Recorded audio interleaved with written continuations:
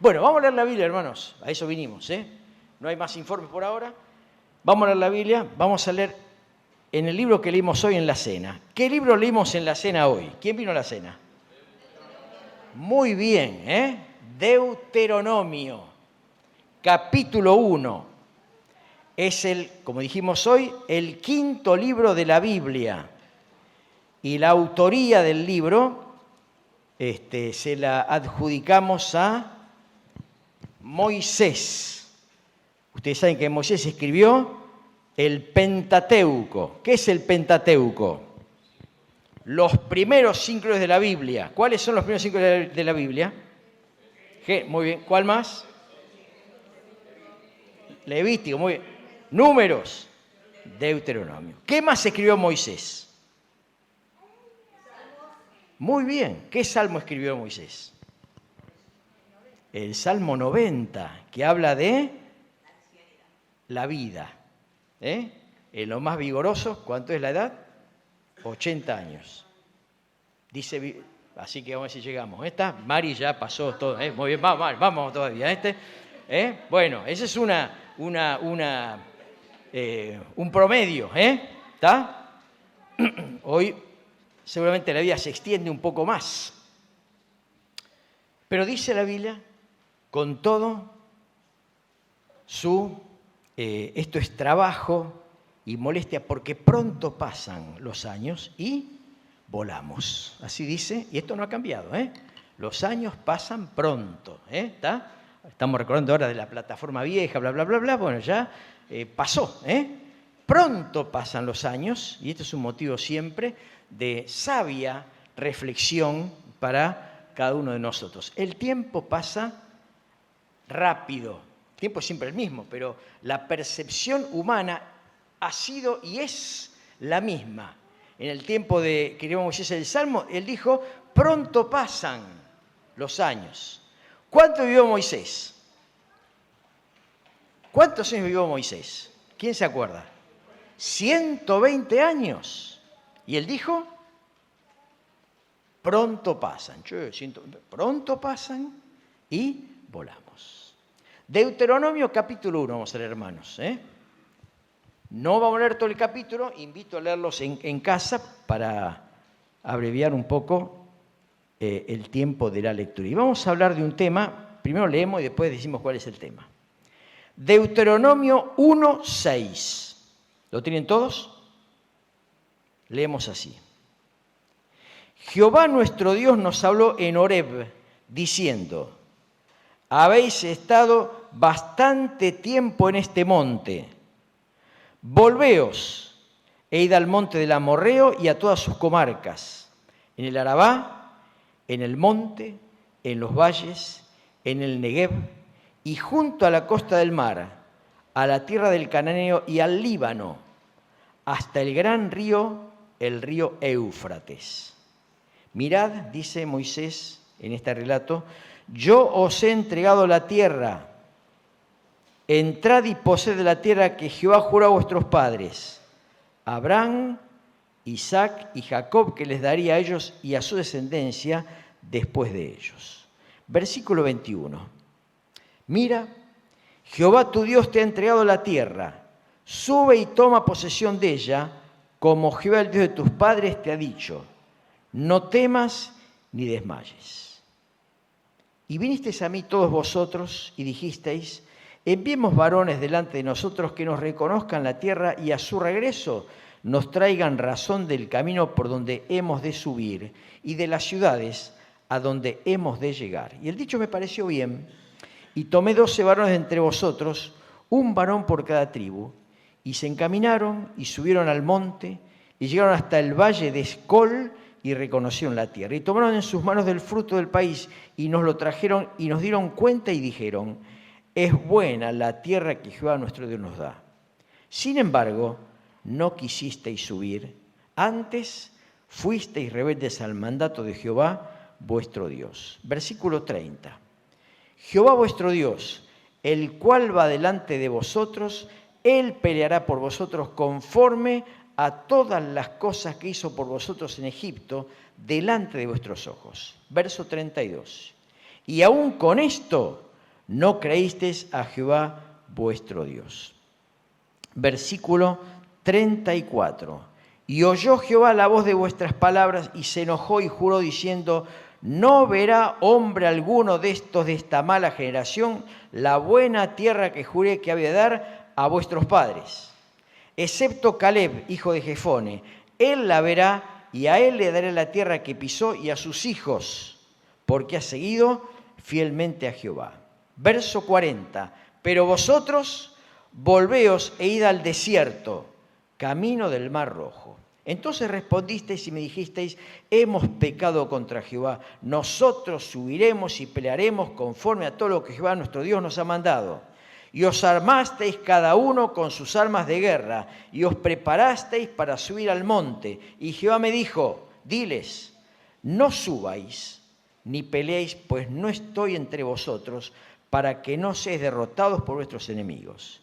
Y os hablé y no disteis oído, antes fuisteis rebeldes al mandato de Jehová y persistiendo con altivez subisteis al monte. Pero salió a vuestro encuentro el amorreo que habitaba en aquel monte y os persiguieron como hacen las avispas y os derrotaron en Seir hasta Horma. Y volvisteis y llorasteis delante de Jehová, pero Jehová no escuchó vuestra voz ni os prestó oído. Y estuvisteis en Cades por muchos días, los días que habéis estado allí. Dios bendiga la palabra, hermanos. Por supuesto hay que leer todo el capítulo, pero este es un pequeño resumen de lo que dice el capítulo 1. Y el tema a hablar hoy, hermanos, es el tema del estancamiento. Acá hay un pueblo demorado, hay un pueblo estancado. Este es el tema de hoy. Vamos a hablar brevemente, hermanos, sobre este tema que me parece importante para nuestra meditación, el tema del estancamiento en la vida espiritual.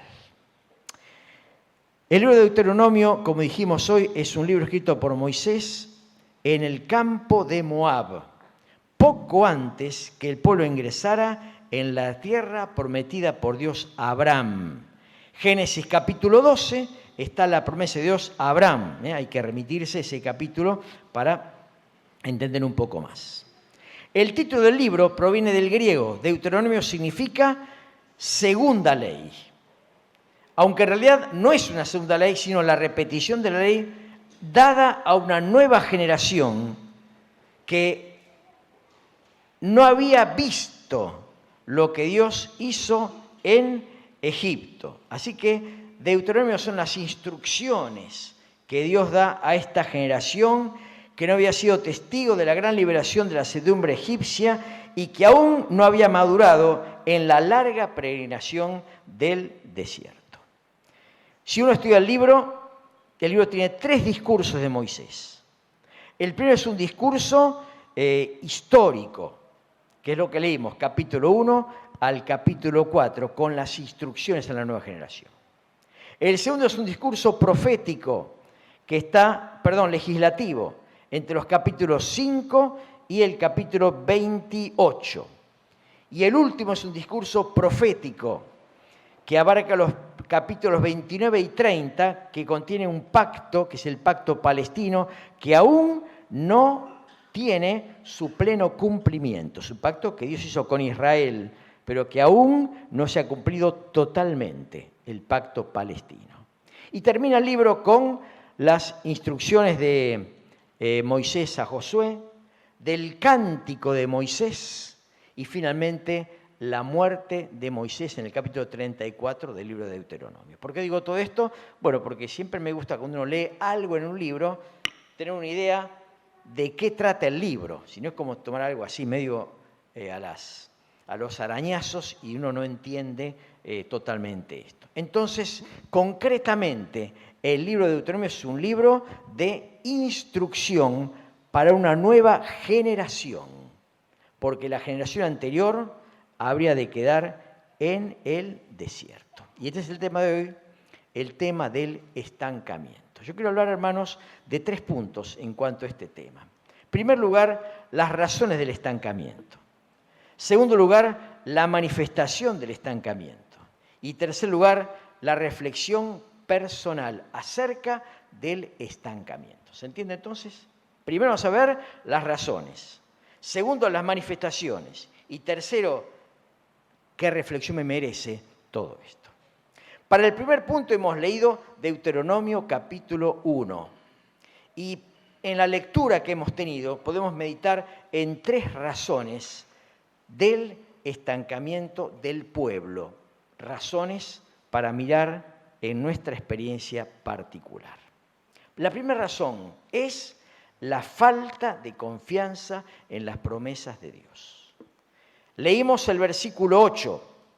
Dice Dios: mirad, yo os he entregado la tierra, entrad y poseed. La orden era clara, sin embargo, la falta de fe detuvo la marcha. Mira, dice el verso 21, Jehová tu Dios te ha entregado la tierra, sube y toma posesión de ella. Sin embargo, como leímos, no lo hicieron así, sino que primero pidieron ver la tierra, es decir, ver para creer, ¿no? Esto es así, ver para creer. Así que dijeron, no, vamos a ver primero, perdón la expresión, cómo viene la mano, a ver cómo es la tierra, a ver la gente que hay, a ver qué se puede hacer. Y a Moisés, leímos, le pareció bien, pero a Dios no le pareció bien. Muchas veces, hermanos, hay cosas que nos parecen lógicas, que nos parecen bien a nosotros, pero no necesariamente le parece bien a Dios. Así que a Moisés le pareció bien. Y dijo, bueno, nombremos los capitanes, uno de cada tribu, y vamos a ver qué pasa con esta tierra. Entonces fueron a ver la tierra, lo leímos también, y dar razón de lo que allí había. En definitiva, es como que la palabra de Dios no le fue suficiente. Números capítulo 3 y capítulo 14 dan mayores detalles de lo que pasó en esa situación. Pero, en definitiva, fueron a mirar y dijeron, la tierra que Dios nos da es buena. Versículo 25 que leímos, es buena. Sin embargo, dice, no quisiste subir. ¿Por qué no quisieron subir? Y porque había mucha gente viviendo ahí, las ciudades eran fortificadas y además había la raza de los gigantes, los hijos de Anac, hombres que medían más de 3 metros. ¿Está? Hay un libro en la Biblia, no importa, no vamos a citarlo, pero que describen la cama del rey de aquellos anaseos, que era una cama de 4 metros de largo por 2 metros de ancho. Ahí se acuestan 8. Sin embargo, era la cama del rey. Y cuando tomaron posesión de aquel lugar, vieron ese lugar y quedaron asombrados. Bueno, dijeron, no vamos a subir ahí. Nos van a hacer pedazos. Así que en esa actitud desanimaron al pueblo y entonces, dice la Biblia, no quisieron subir. He aquí la desconfianza, haciendo más válido la visión humana que la visión de Dios.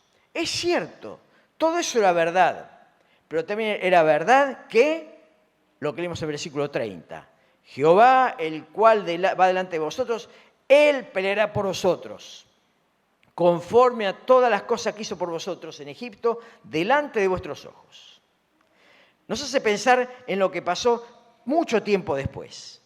Jesucristo murió y apareció estando en las puertas cerradas del aposento alto a los discípulos y le dijo, paz a vosotros. Y le mostró las manos y el costado. Y dice la Biblia que los discípulos se regocijaron viendo al Señor. Pero faltaba uno, no estaba Tomás. Y le dijeron, Señor, Tomás, ¿vimos al Señor? Dice, no, si no viere los agujeros de las manos y meto el dedo ahí, y si no viere el agujero abierto en su costado y meto el brazo ahí, la mano ahí, el brazo, porque era un agujero grande, no voy a creer. Así que 7 días después, el mismo escenario, los discípulos adentro, Tomás con ellos, y apareció el Señor y le dijo a Tomás directamente: mira, Tomás, mira mis manos, mete el dedo, mira el costado, mete la mano, y no seas incrédulo, sino creyente. Y Tomás quedó admirado: Señor mío y Dios mío. Y dijo: Señor, porque me viste, Tomás, creíste. Bienaventurados los que no vieron y creyeron. Bueno, acá está el mismo ejemplo. Ellos pensaban que era imposible lo que Dios pretendía darles, como era imposible para Tomás que Cristo viviera. Y en ese imposible, en esa traba que pone la desconfianza, no quisieron subir. ¿Y qué pasó? El pueblo se estancó. Y en lugar de entrar a la tierra, a la cual habían llegado pocos días después de ser de Egipto, dieron vueltas por el desierto durante 40 años, hasta que toda esa generación desconfiada murió y quedó en el desierto también, como hemos leído. Hebreos 11:6 dice: pero sin fe es imposible agradar a Dios. ¿A quién le queremos más? ¿A nosotros mismos o a Dios? Proverbios 3:5 dice: fíate de Jehová de todo tu corazón y no te apoyes en tu propia prudencia. La falta de confianza demora las bendiciones de Dios y genera estancamiento. Primera razón, la falta de confianza en Dios, no en mí. Acá no pasa por la confianza en mí, pasa por la confianza en Dios. La vida no pasa por la confianza en mí. La vida rica y verdadera pasa por la confianza en Dios. Segunda razón. La segunda razón es la rebeldía, dando más valor a mis razones que a las de Dios. Versículo 26. Sin embargo, no quisisteis subir, antes fuisteis rebeldes al mandato de Jehová nuestro Dios. ¿Qué significa la rebeldía? Rebeldía significa insubordinación, sublevación. No es meramente falta de fe. Una cosa es la desconfianza, otra cosa es la rebeldía. La rebeldía genera conductas negativas, porque ustedes van a ver, cuando lean en Números 13 y 14, que una vez que fueron a ver esto y dieron el mensaje negativo, dijeron: vamos de vuelta a Egipto, nombrémonos un capitán, porque Moisés nos trajo acá para matarnos. ¿Volver a dónde? Al lugar de esclavitud donde salieron. Cuando nos rebelamos al mandato de Dios, la consecuencia es volver a lo viejo. Egipto es figura del mundo, de donde Dios nos sacó. La rebeldía genera volver a la esclavitud del pecado. Esto es rebeldía. ¿Dónde querían volver al pueblo? ¿A un lugar mejor? No. A un lugar peor, donde estuvieron esclavos 430 años, siendo escupidos, azotados, trabajando de sol a sol, comiendo mal. A eso querían volver, como consecuencia de la desconfianza en las promesas de Dios. ¿Se entiende el concepto? Una cosa es desconfiar, otra cosa es rebelarse. Lo primero lleva a lo segundo. Así que el estancamiento espiritual se manifiesta también con la rebeldía. El mensaje de la rebeldía implica volver al pasado de donde Dios nos sacó. En 1 Corintios 10, Pablo habla del tema, trayendo el ejemplo del pueblo de Israel, hablando a la iglesia acerca de este mal ejemplo. Ojo con la rebeldía. 1 Samuel 15, 23. Habla Samuel a Saúl, el rey de Israel, el primer rey de Israel, quien desobedece a Dios, no destruyendo a Amalek y a sus cosas, sino que, siendo selectivo, me quedo con el rey, me quedo con la plata, me quedo con el ganado, y entonces Samuel lo va a reprender al rey y dice que como pecado de adivinación es la rebeldía. Y la rebeldía la compara también a la idolatría. La rebeldía comienza con la desobediencia y se extiende a la sublevación, en la cual yo me pongo en el lugar de Dios y entiendo que mi capacidad es superior a la de Él. Cuidado con la rebeldía, hermanos, que demora toda bendición espiritual y es causa de estancamiento. Primero, la desconfianza. Segundo, la rebeldía. Y tercero, la obstinación, en la cual mis opiniones prevalecen. ¿Qué es obstinación? Es no dar el brazo a torcer. Ese es el obstinado. Versículo 43. Y os hablé, dice Dios, y no disteis oído, antes fuisteis al mandato de Dios, de Jehová, y persistiendo con altivez, esta es la obstinación, subisteis al monte. Ah, no, ahora queremos pelear nosotros. ¿Y qué dijo Dios? No, no vayan, no voy a estar con ustedes. Y fueron igual. ¿Y cuál fue la consecuencia? Perdieron, lloraron. Y Dios no escuchó ni vio sus lágrimas, porque no eran lágrimas de arrepentimiento, sino lágrimas de fracaso. No siempre el que llora, llora porque se arrepiente. Entonces dicen, uy, qué malo que es Dios, porque no. Dios se dio cuenta que esas lágrimas eran lágrimas de fracaso. Lágrimas de un yo herido, no de un arrepentimiento genuino. Esa es la obstinación. Y en ese camino el pueblo perdió la bendición, siendo derrotados y demorados. Cuidado, hermanos, con las conductas obstinadas, independientes de los planes y propósitos de Dios, que acumulan fracaso y dolor. Toda una generación quedó en el desierto, producto de la desconfianza, de la rebeldía y de la obstinación. Solamente 2 personas entraron en la tierra prometida. ¿Quiénes fueron? Josué y Caleb, los únicos que confiaron, que no se rebelaron y que no fueron obstinados. Los demás quedaron ahí, estancados, y murieron en la mediocridad. Hermanos queridos, no es este el plan de Dios para ninguno de nosotros. Dios no quiere cristianos mediocres. Dios quiere cristianos que crecen, que avanzan y que poseen las bendiciones de Dios. En primer lugar, entonces, las razones del estancamiento. En segundo lugar, la manifestación del estancamiento. Vamos a leer en Hebreos, capítulo 5, hermanos. Breve, Hebreos, capítulo 5. Y vamos a hablar, en base a este pasaje, de la manifestación del estancamiento. Hebreos 5, 11. Dice lo siguiente. Acerca de esto, habla el Escrito Sagrado, tenemos mucho que decir y difícil de explicar, por cuanto os habéis hechos tardos para oír. Porque debiendo ser ya maestros después de tanto tiempo, tenéis necesidad de que se os vuelva a enseñar cuáles son los primeros rudimentos de las palabras de Dios. Y habéis llegado a ser tales que tenéis necesidad de leche y no de alimento sólido. Y todo aquel que participa de la leche es inexperto en la palabra de justicia porque es niño.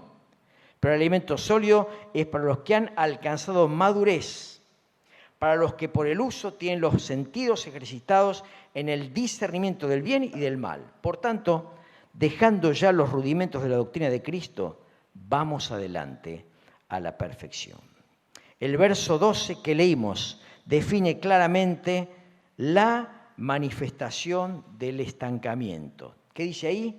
Debiendo ser ya maestros, después de tanto tiempo, todavía están como niños espirituales, estancados en el conocimiento y sin la debida madurez espiritual. ¿Se entiende? La leche espiritual de la palabra tiene un tiempo para su aprovechamiento, luego del cual se espera que por la madurez pueda recibirse el alimento sólido. Bueno, ya uno ve a los chicos. El chico empieza, no come milanesa al segundo día de nacer. No. ¿Qué hace? Toma leche. Y es selectivo. Necesita la leche de la madre, no otra. Después puede recibir otro tipo de alimento. Es lo natural. Si el tipo tiene 15 años y está tomando leche, bueno, algo algo no funcionó, algo anda mal. Se espera que a los 15 años un mondongo a la española, ¿está? Un asado ahí a la estaca, no sé cómo se llama, en cruz, etcétera, no importa. Pero se espera que a los 15 años madure y como otra cosa. El estancamiento se expresa en vida sin crecimiento, sin proyección espiritual, siempre recibiendo, pero nunca pudiendo dar a otros. La infancia espiritual prolongada es medida del estancamiento espiritual. La infancia espiritual prolongada.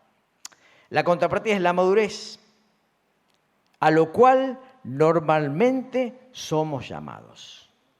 La madurez requiere 3 pasos. Primero requiere tiempo, versículo 12, requiere tiempo, no se madura de un día para otro, tiempo. Segundo, crecimiento en la palabra, versículo 13. Y en tercer lugar, experiencia en el uso de la palabra. Estas son las 3 manifestaciones de la madurez. El tiempo, el aprovechamiento de la palabra y el uso de la palabra. Ese es un cristiano maduro. Aquel que ha crecido en el tiempo, que conserva la palabra y que usa la palabra. Eso es madurez. Lo demás es infancia espiritual. Hermanos, no seamos infantes, perdón la expresión.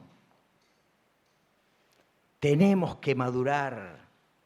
La infancia espiritual está mostrando vidas estancadas. Los creyentes estancados son los que han perdido el apetito espiritual. Una persona que no come se estanca, se enferma y hasta se puede morir. Esto es una realidad de la medicina. En lo espiritual pasa algo parecido. Una persona que no come espiritualmente hablado está estancado. Son las promesas verdaderas que nunca se concretan. ¿Cuántos hermanos y hermanas que prometen, pero que se quedaron en eso? Prometían ser líderes cuando uno los veía. Prometían ser maestros cuando uno los veía, pero se quedaron en la promesa y están allí sentaditos. Y el tiempo los encuentra sentaditos, porque quedaron como proyectos por inmadurez espiritual. 2 Timoteo capítulo 3 define esta condición en los tiempos peligrosos, hablando de mujeres que siempre están aprendiendo y nunca pueden llegar al conocimiento de la verdad. 2 Timoteo 3, 6 y 7. Y ahora voy a hacer una cita que no me pertenece. Te puedo decir quién escribió esto, pero voy a hacer la cita tal cual. Primero hay que saber diferenciar qué tipo de cristiano sos. Si sos un bebedor de leche, tenés que esforzarte y leer más de la palabra para alcanzar la madurez, para poder comer sólido. Y si ya sos un comedor de alimento sólido, no hay que bajar el ritmo y mantener una diaria comunión con Dios. Cualquier tropiezo o falta de comunión puede volverse un hábito y pasar a beber leche de nuevo. Si continúas con el alimento sólido, vas a tener, primero, madurez espiritual para elegir correctamente. Segundo, fuerza espiritual para vencer la tentación. Y tercero, sabiduría espiritual para tomar decisiones correctas. ¿Quién escribió esto? Federico Pi. 7 de enero del 2015. Me tomé la libertad, no te dije nada, Federico, de leerlo tal cual, porque me pareció muy atinado.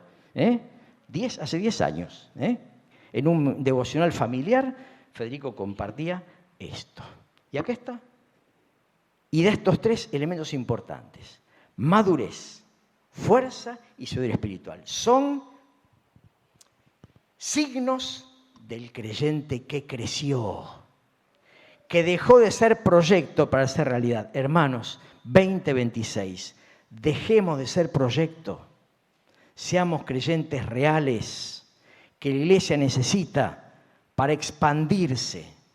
Queremos salir a predicar el Evangelio, necesitamos creyentes reales, comprometidos, maduros, para que el barrio conozca a Cristo. ¿No queremos esto?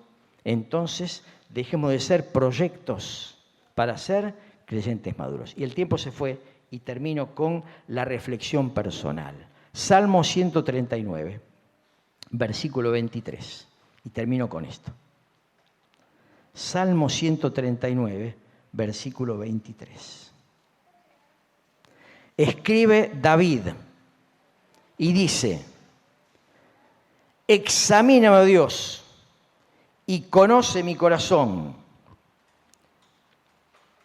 Pruébame y conoce mis pensamientos, y ve si en mí camino de perversidad, y guíame en el camino eterno. Este salmo es adjudicado a David, y en este salmo destaca 3 características de Dios. Primero, su omnisciencia. Dios todo lo sabe, versículos 1 al 6. Segundo, su omnipresencia. Dios está en todo lugar, versículos 7 al 12. Y tercero, su omnipotencia. Dios todo lo puede, versículos 3 al 16. Y culmina con este ruego de la manera de Dios ante la propia vida. Acá hay un sincero deseo de que Dios me examine. Perdón lo que voy a decir, no es un caretaje. Acá hay un sincero deseo de que Dios me examine. Viendo quién es Dios, considerando su conocimiento, su presencia y su poder, David quiere que Dios lo examine. Y entonces dice: Señor, no quiero que haya nada oculto ante tu mirada. Mira si hay en mí camino de perversidad. Y hay un sincero deseo de dejarse conducir por Dios. Guíame en el camino eterno. Cuando uno mira el estancamiento espiritual, debe mirar como David. Un sincero deseo, de que Dios me guíe en el camino eterno. Es imposible avanzar si yo estoy ligado a mis cosas del pasado. El pasado me estanca. Las viejas costumbres me estancan y me impiden desarrollarme y ser una persona vital, feliz, con el vuelo que Dios quiere que tengamos. Ser creyentes no implica ser mediocres, perdón, hermanos. Ser creyente implica yo soy salvo. ¡Qué bendición ser salvo! Pero Dios no quiere que yo sea salvo solamente. Dios quiere que sea una vida con proyección, con crecimiento y con madurez. Quisimos mirar hoy, hermanos, y estoy terminando, la realidad de un pueblo estancado que deambuló durante más de 40 años en el desierto, que vivió una vida mediocre y murió en la mediocridad. Solamente 2 tuvieron proyección, Josué y Caleb. El resto se quedó en el desierto, mostrando el juicio de Dios sobre la mediocridad. Hebreos capítulo 5 habla de cómo se manifiesta la mediocridad en la iglesia, con vida sin proyección. Y el Salmo 139 me llama a pensar, ¿no me estará pasando lo mismo? El gran mal es la desconfianza. El origen del problema es la falta de fe. Por eso, lo primero que yo quiero decir al terminar este mensaje es: todos tenemos fe en Dios. Todos hemos creído en el Señor como Salvador. Esto te cambia la vida. Esto te da un proyecto de vida diferente. Esto te salva de la condenación. Primero, tenés que confiar en Dios, en Cristo quien murió por vos. Primero. Y después tenés que creerle a Él para que tu vida tenga un proyecto de vida diferente, pleno, válido, que lleve la gloria a Dios. Hermanos y hermanas, no vivamos vidas mediocres. Consideremos que Dios nos salvó para que seamos de bendición. Y siendo de bendición, Vamos a ser bendecidos, sin lugar a ninguna duda. Pero hay que decidirse, hermanos. Hay que decidirse primero a creer en Dios, más que en mis propias opiniones. Y segundo, hay que madurar. Vamos adelante a la perfección, dijo el escritor a la iglesia, a los hermanos de los hebreos. Vamos, dejemos esto, vamos adelante. Dios nos ayude, hermanos, para que vayamos adelante. Y sea nuestra oración al emprender este 2026, examíname, oh Dios, examíname. Acá está mi vida a tu mirada. Ves en mi camino de perversidad y sinceramente guíame en el camino eterno. Sea esta nuestra oración al empezar un nuevo año de trabajo, de proyección de la iglesia para la gloria de Dios, en la cual vos y yo estamos involucrados. Dios bendiga la palabra, hermanos, y nos ayude a poder meditar en este tema que el Señor ha puesto en mi corazón. Terminamos orando a Dios, ponemos de pie y terminamos este encuentro 1 y 5 orando a nuestro Dios. Gracias te damos, Padre, por tu palabra en esta mañana, que nos invita a mirar a un pueblo demorado y estancado. Pueblo que quedó en el desierto por su mediocridad. Y ejemplo que nos llama a la reflexión, Padre, para que a nosotros no nos pase lo mismo. Nos has llamado, Padre, a una vida superior, no a una vida mediocre. La mediocridad corresponde al mundo, no al creyente. Ayúdanos, Padre.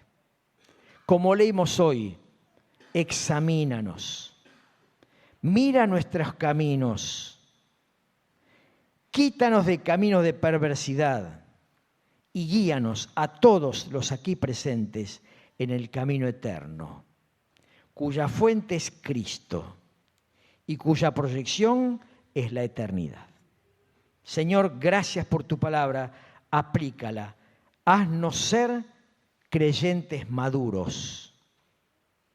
Vamos adelante, dijo el escritor sagrado, a la perfección. Amado Dios, que vayamos adelante. Bendice a esta iglesia, Padre. Bendice a quienes nos componemos este cuerpo para que seamos hombres y mujeres maduros, conscientes de tu amor y de lo mucho que puedes hacer si nosotros confiamos enteramente en ti. Oramos por ello, pedimos tu bendición en el nombre de Cristo Jesús. Amén. Muy bien, gracias a todos, buenos días y que Dios les bendiga.